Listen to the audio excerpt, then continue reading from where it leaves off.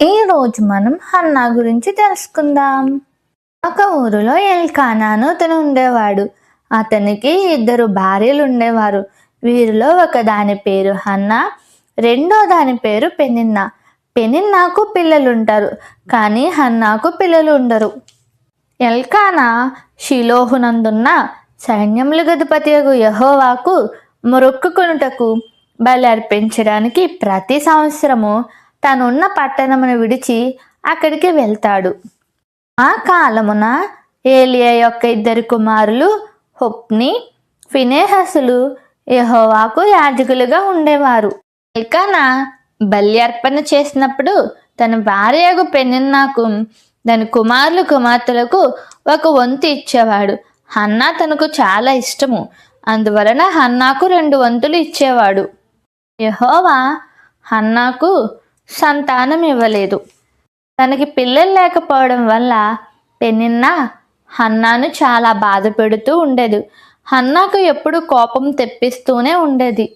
ఎల్కానా ప్రతి సంవత్సరం తన కుటుంబంతో సహా ఇలా వెళ్తూ ఉండేవాడు యెహోవా మందిరానికి.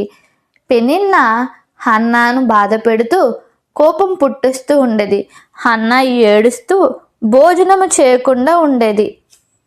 హన్నా భర్త అయిన ఎల్కానా, హన్నా ఎందుకు ఏడుస్తున్నావు? నువ్వెందుకు భోజనం మానేశావు? నువ్వెందుకు విచారంగా ఉన్నావని అడుగుతాడు. హన్నాతో ఇలా చెప్తాడు తన భర్త, 10 మంది కుమారుల కంటే నేను నీకు విశేషమైన వాడిని కానా అని ఆమెతో చెప్తూ వస్తాడు.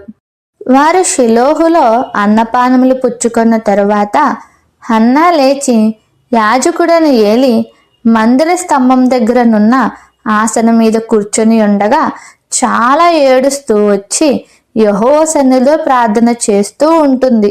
సైన్యములకు అధిపతియగు యెహోవా, నీ సేవకురాలైన నాకు కలిగి ఉన్న శ్రమను చూచి నీ సేవకురాలైన నన్ను మరొక జ్ఞాపకము చేసుకొని నీ సేవకురాలైన నాకు మగపిల్లాన్ని దయచేసిన ఎడల వాని తల మీదకి క్షౌరపు కత్తి ఎన్నటికీ రానియక వాడు బ్రతుకు దినములన్నిటను నేను వానిని యెహోవాకు నీకు అప్పగింతునని మ్రొక్కుబడి చేసుకుంటుంది.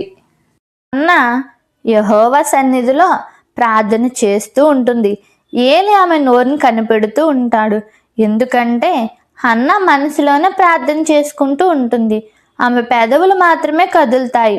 ఆమె స్వరం వినబడకు ఉంటుంది గనక ఏలి ఆమె మత్తురాలే ఉందని అనుకుంటాడు. హన్నా, అది కాదు నా ఏలినవాడా, నేను చాలా బాధతో ఉన్నాను. నేను ద్రాక్షాపానము చేయలేదు, మద్యము తాగలేదు, కానీ నా ఆత్మను యెహోవా సన్నిధిలో నేను కుమ్మరించుకొంచున్నానని చెప్తుంది. నీ సేవకురాలైన నన్ను పనికి మారిన దానిగా ఎంచవద్దు.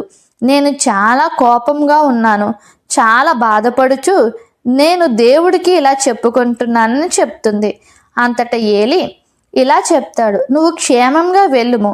ఇజ్రాయేలు దేవుడు నీతో చేసిన మనవిని ఆయన దయచేయనుగాక అని ఆమెతో ఏలి చెప్తాడు.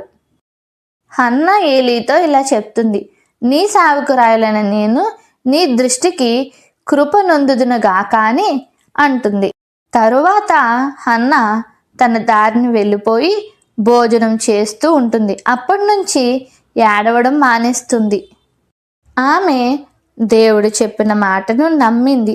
దైవజనుడు చెప్పిన మాటను నమ్మి విశ్వసించింది. దేవుడు ఎదుట తాను మొక్కుకున్న మ్రొక్కుబడి వ్యర్థముగా పోదని నమ్మింది. దేవుడి మీద విశ్వాసం ఉంచి ఎప్పటికీ తను ఏడవకుండా దేవుడిస్తానన్న బహుమతి కొరకు ఎదురు చూస్తూ ఉంది. హన్నా దేవుడు ప్రార్థన వింటున్నాడో లేదో, లేదా నా ప్రార్థన దేవుడి దగ్గరికి వెళ్తుందా లేదా అనేది ఆలోచించలేదు. ఎందుకంటే హన్నా ఒకటే అనుకుంది, దేవుడు ఏదైనా చేయగల సమర్థుడు, దేవుడు ఎవరి ప్రార్థనైనా వింటాడు అని. తాను దేవుడి దగ్గర చేసుకున్న మనవిని దేవుడికి చెప్పి దైవజనుడి నోట నుంచి వచ్చిన మాటను నమ్మి ఎప్పటికీ తను ఏడవకుండా ఉంది.